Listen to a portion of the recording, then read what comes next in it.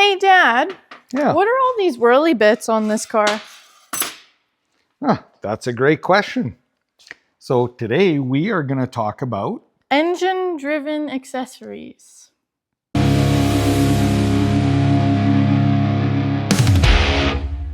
Okay, well, we're going to get to some basics with this. And first of all, let's talk about what kind of system we have. So this is a more modern system. Modern being, I'd say, I would have found different drive systems in the late 80s, early 90s, but we went to what's called a serpentine belt. Now, what a serpentine belt is it's a drive belt that can go in multiple directions. So it serpentines around things. Now, this is the crankshaft. This is actually the drive pulley. So when the engine's running, this is turning and it is pulling the belt to drive the accessories and all the other things. Now, on this engine, a lot of serpentine systems only have one belt. You're going to see 1 and 2 belt systems, possibly even 3. But with this one here, we have a very unique thing, and that is this engine has a blower or a supercharger on it. And so this big belt here, okay, drives, its sole purpose is to drive the supercharger. Now, I'm going to get into a little bit of detail about that. This is tensioned with an automatic tensioner. So this is spring loaded to keep this belt tight. So if I move this, you'll see this tensioner flexing. Okay. So as the engine moves, this flexes to keep tension. Now, it's very important on a supercharged engine because a supercharger takes horsepower from the crankshaft to turn. So we always got to be concerned about belt wrap. So the reason that these are on here, these are idlers, so that it takes, instead of coming up here and here, it takes and moves the belt closer together so it has more contact area with the pulley, as well as down here, it increases the contact area because this takes a lot of horsepower to run when it's being spun hard.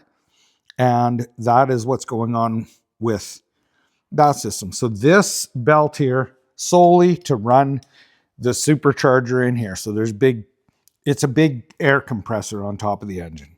Now, the other belt in behind, if it didn't have the supercharger, it would just have this serpentine belt. So we have the alternator being driven by it. We have the power steering being driven by it. And then we have these idlers here. The reason these idlers are here is so we can just steer it around other things on the engine. Now, this whole belt goes around all this stuff. And this one here, when I flex this, that tensioner moves. So this has its own tensioner here and idlers. So normally on an engine, you usually need an alternator and a water pump. And if you look at this water pump is driven by the back side of the pulley. And if you look at the alternator, it's driven by the front side or the grooved side of the pulley. Okay. So what we have on here on all this is we have a bunch of idlers to steer it. We have a power steering pump. We have an alternator and we have air conditioning. But this is modern. Let's go take a look at something a little bit older. Okay. So I just noticed something really weird on here. I believe that this was put on wrong. I didn't put this assembly on. This is an aftermarket pulley setup. But what's really weird is this belt is driven, I'm not sure which direction, I don't care right now, but it's driven to drive the alternator. But if you look, I guess the power steering pump, it's a very unique design. It's not put on wrong because this driving this is actually pushing both ways on this power steering pump to drive it. It's very unique. I like how that's done. I almost thought it was backwards, but no, this is going to drive and turn that way. Very unique setup. I like this.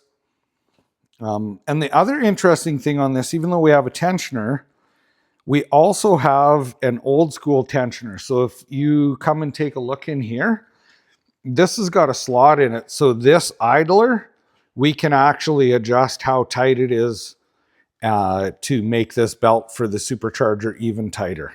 You have helped me with this older school type setup. And what are we dealing with here? What kind of drive system do we have on this car?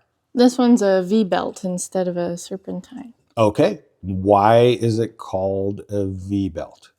Because it goes in V grooves. Okay. So what are you holding in your hand? A crankshaft pulley. Otherwise known as? Wow. I usually call things thingamabobs because I never remember the names. All right. So if we look at this system right here, it is a V-drive system, and this is very, very simple system. On this car, we have the crankshaft pulley down in the bottom. Then we have the water pump and the alternator. It's driven off of one belt, and this is a very common system that we see on plain, simple old cars because they didn't have a whole bunch of stuff. Now, how do we tighten this belt? What do we actually do to tighten this belt? It doesn't have idlers that tighten it. Yeah. We just kind of move things around and then tighten it. Yeah. Like it. So the bracket on this has a big long slot, just like we saw in the serpentine belt over there, the unique one where we can tighten things. So we basically use a pry bar or pull on it, and we pull it tight, and we tighten that bolt in the groove to hold things tight. So if a belt gets old in these things, they might have to be adjusted. Whereas when the belt wears and gets older on the modern style system, that tensioner takes up the slack. So on old vehicles like your Mazda that you used to have, we had to tighten the belt sometimes. Why? What would happen when Mazda was unhappy about the belt? It would squeak like crazy. It'd just be squealing, squealing, squealing, squealing. I was like, oh my word, we need to tighten the belt again. Yeah, and when would that happen? Do you remember the weather outside? When the temperature would change, things would kind of move. Yeah, When it was cold, usually was when that would start to happen because it kind of shrunk. And I would get the loose. call, Dad, what did you call her? Oh, little Perp. Little Perp is mad at me. It's telling me so. That's the calls that I would get. So the difference with this compared to a serpentine is normally it's doesn't have what? The idler? Remember, it drives on what side of the belt? On the V side. On the V side, yeah. So there are some old cars, for instance, like the Corvair, where they take a V-belt and they actually twist the belt. And that's a unique thing. You can check out those videos on the Corvair. It's a very cool system because they change direction on the belt, as in they go 90 degrees with a big twist in it, which is really cool system. On this car, if we wanted to add more accessories, say we wanted to add power steering, what do we need to do? We'd have to put one of these guys on. So we'd bolt that on the crankshaft, the drive one, and we would actually add another belt. And this would be on the power steering or on the water pump. And then we would have a power steering pump and we could add that extra belt. Now, accessories that were driven hard on an old system, so things like a supercharger, they would actually have a toothed belt, which was called a cogged belt. So there was no slippage on it. And that cog would be actually in this direction. So the belt has teeth on and it's a positive. There's no way of that belt to slip. If it slips, it's jumping a tooth. And then the other thing, like air conditioning on a car that uses a whole bunch of horsepower, they would actually lay two belts in that system. So what are some of the things that you learned today? Because we didn't talk in detail about this. I tell you, hey, can you go and do this and get me that belt and stuff like that? You're my awesome little helper. But what did you actually learn today that you didn't know before? Well, definitely about the serpentine belts because I didn't realize that they could run on the backside as well. So that's kind of neat. Yeah, we're actually driving on that one. We're driving the water pump with the backside of the belt. Okay. Anything else that you learned today? What about when a belt wears? Well, we have a tensioner. Did you know that already? That the tensioner, the modern system with the tensioner, that it actually, when the weather changed, it actually moved to make the belt tighter. I didn't know about that either. No. Yeah, that's kind of cool. So in modern vehicles, less maintenance, serpentine belt. I know why they went to serpentine belts. They're a nice system. They work really well. Is there anything else you have to add? Not that I can remember. No, that's good. A lot of information thrown at you today technically.